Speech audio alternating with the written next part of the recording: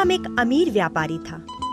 वो बहुत बड़े महल में रहता था और बहुत आरामदायक जीवन गुजार रहा था। उसका व्यापार बहुत बड़ा था, बहुत से नौकर थे। इतना सब होने के बावजूद वो दयालु और संतुष्ट व्यक्ति था। उसे न तो अपने धन पर घमंड था और न ही किसी प्रकार का उसे लालच था। एक दिन जब वो खाना खा रहा था, एक नौकर वहां आया और उसने व्यापारी को बताया, मालिक, एक गरीब आदमी आपके द्वार पर आया है। उसके कपड़े फटे हुए हैं, दिखने में बहुत भूखा और कमजोर लग रहा है।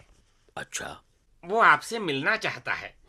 वो कहता है कि आप उसके बचपन के मित्र हैं।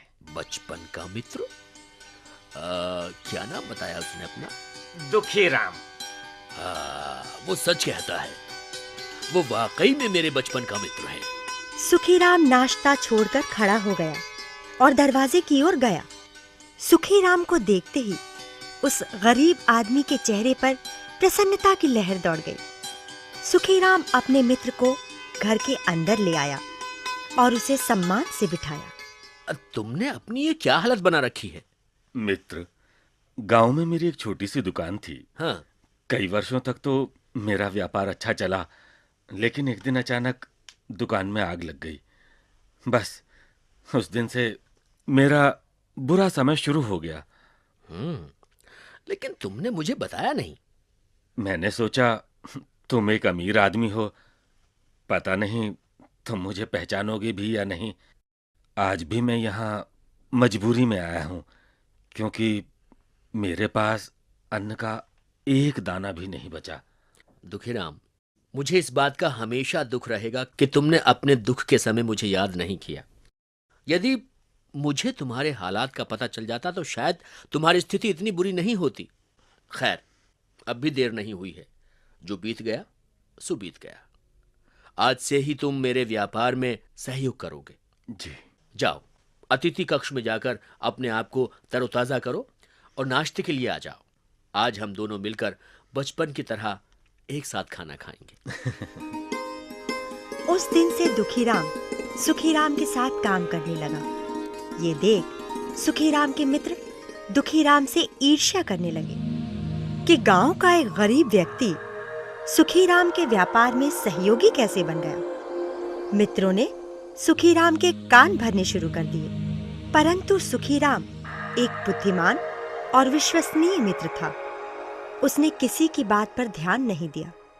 शीघ्र ही दुखीराम के परिश्रम का फल नजर आने लगा।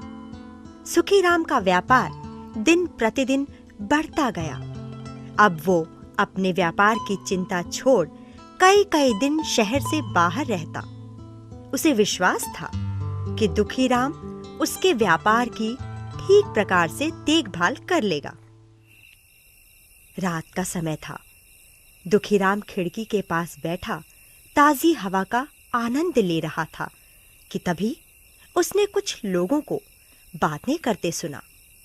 उनकी बातों से दुखीराम समझ गया कि ये लोग चोर हैं और जानते हैं कि सुखीराम शहर में नहीं है। इसलिए ये लोग घर की बहुमूल्य वस्तुएं चुराने की योजना बना रहे हैं। दुखीराम ने कुछ क्षण सोचा। अचानक उसके दिमाग में एक योजना आई। नौकरों को बुलाकर किसी को डुगडुगी, किसी को मंजीरा, किसी को तबला तो किसी को मंदिर की घंटी थमा दी और बोला, सभी लोग जोर जोर से बजाओ। मूर्खो, तुमने तो कहा था कि सुखीराम घर पर नहीं है। केवल घर में बूढ़े नौकर ही हैं। अरे मैंने गलत तो नहीं कहा था। तो फिर ये आवाजें किसकी हैं? मैं क्या बताऊं? मुझे विश्वास है कि सुखीराम कुछ लोगों के साथ घर में ही है। हाँ, और ये संगीत उन अतिथियों के मनोरंजन के लिए बज रहा है। अच्छा। हाँ, इससे पहले कि हम लोग पकड़े जाएं, यहाँ से भाग लो। चलो चलो, भागते हैं। चलो।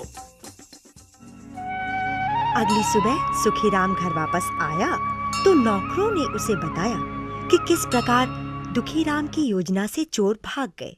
सुखीराम को अपने मित्र की चतुराई पर बहुत गर्व हुआ। वे सभी व्यक्ति जो दुखीराम से ईर्ष्या रखते थे, उसकी चतुराई और बुद्धिमानी का लोहा मान गए।